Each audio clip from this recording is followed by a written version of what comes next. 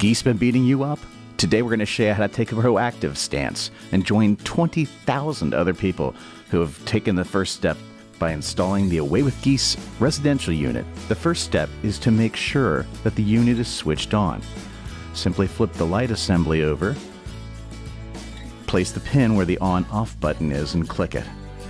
You can take the unit into a darkened room or closet to test it. It should come on immediately. The next step is to nail the anchoring spike into the ground. Simply take a hammer and nail the spike into the ground the way you would, say, a nail. You want to put the anchor in to a depth sufficient where the plastic base meets the ground.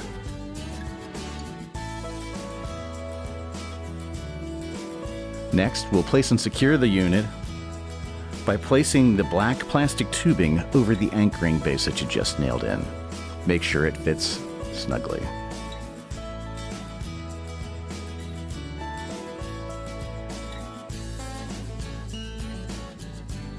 Next, we will take the light assembly and simply slide it in to the black plastic tubing that you just installed. That's it. It's that simple. Installation complete, Geese gone, guaranteed. Away with Geese.